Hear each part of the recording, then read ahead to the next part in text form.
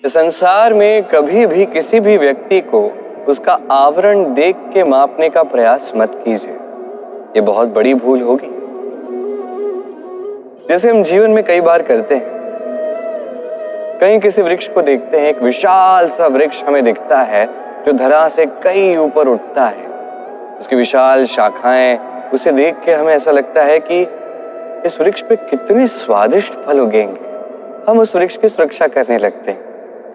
वहीं एक और पौधा भी होता है जो धरा से किंचित मात्र ही ऊपर उठता है, किंतु उस पौधे के नीचे, धरा के नीचे अत्यंत स्वादिष्ट फल और सब्जियां होती जो हमारे स्वास्थ्य के लिए अत्यधिक श्रेष्ठ होती। इसलिए कभी भी आवरण देखकर किसी को मापने का प्रयास मत कीजिए। उसके स्थान पे ये समझने का प्रयास कीजिए कि आपके सामने जो व्यक्ति या वस्तु है उसकी क्या विशेषता है।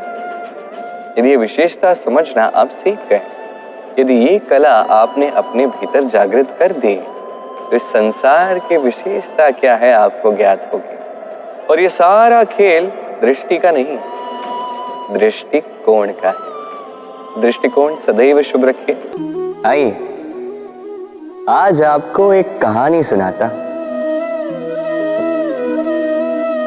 एक बार एक नेत्रहीन व्यक्ति गया मंदिर ईश्वर के दर्शन प्राप्त करने।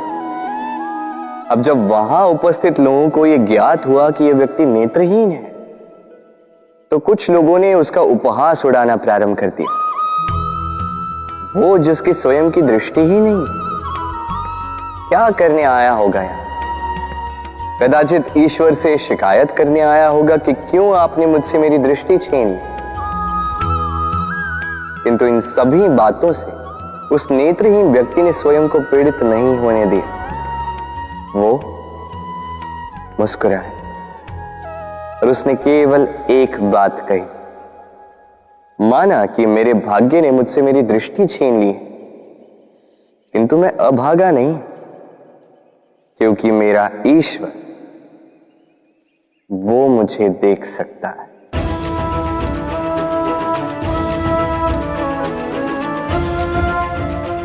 स्मरण रखिएगा, दृष्टि नहीं दृष्टिकोण आवश्यक है।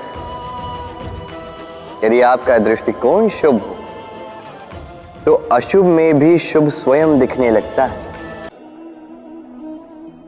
एक मछुआरे का पुत्र था, एक नन्हा सा बालक। उसने सोचा कि मैं भी अपने पिता की भांति मछली पकड़ूंगा। तो उसने एक छड़ी ली, उस पे रज्जू बांधी, रज्जू पे जो कांटा लगा हुआ होता है उस पे चारा लगाया, जल में डाला और बैठ गया। कुछ समय पश्चात जल में हलचल होने लगी। उसे ज्ञात हो गया कि एक बहुत ही बड़ी मछली फंस चुकी है।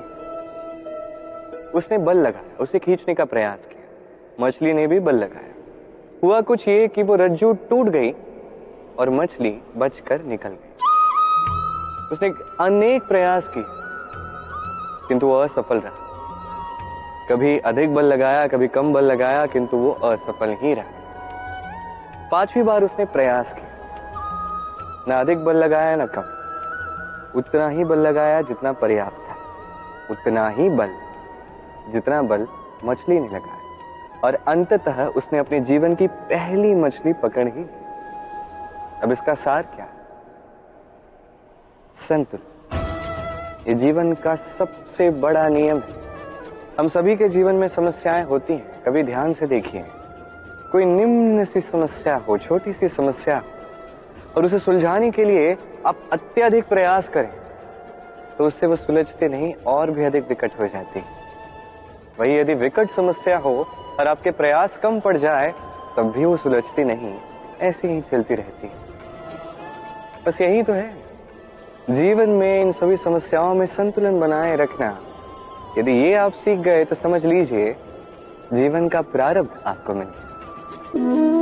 प्रकृति द्वारा दी गई मनुष्य को सबसे बड़ी भेंट, वो दृष्टि जिसके कारण मनुष्य इस संसार को देख पाता है, अपने मार्ग को देख पाता है। किंतु संसार में दृष्टि पाकर भी सभी महान नहीं बन जाते, प्रसन्न नहीं हो पाते। प्रसन्न केवल वो होते हैं जिनका दृष्टिकोण शुभ होता है। अब जो गुलाब में कांटे ढूंढते हैं वो अवश्य ही अपने हाथों को उन कांटों से घायल कर जाते हैं, क्योंकि उनकी दृष्टि केवल कांटों तक ही सीमित रहती है। किंतु सुगंधी बनाने वाले पंखुड़ियों को तो ढूंढ ही लेते हैं।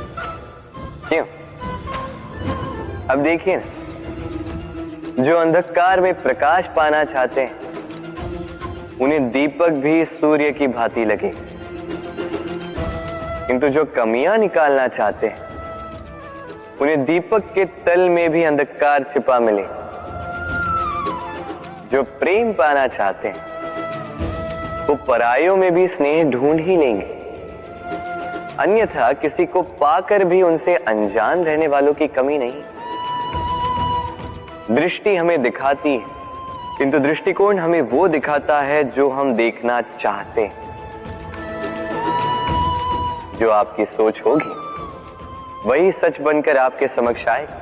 सूर्य और चंद्रमा दोनों आकाश के अमित चिन्ह हैं, दोनों प्रकाश देते हैं, किंतु इन दोनों की सदैव तुलना की जाती कि कौन अधिक शीतल है तो कौन अधिक उग्र, कौन अधिक तेजवान है तो कौन अधिक कांतिवान।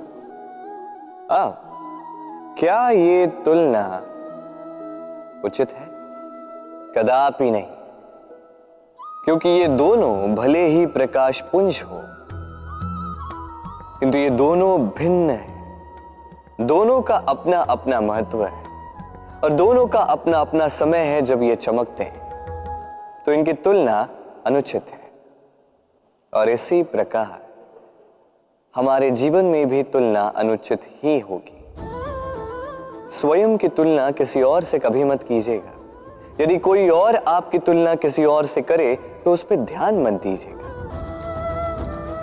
क्योंकि इस तुलना से स्वयं को हीन समझ लेना आपके हित में नहीं है, ये आपके लिए लाभदायक नहीं है। बस प्रयास करते रहिए, स्वयं को निखारते रहिए और सही समय की प्रतीक्षा कीजिए, क्योंकि सही समय आने पर ये आपके गुण, आपकी महत्ता बढ़ाएंगे। राधे राधे।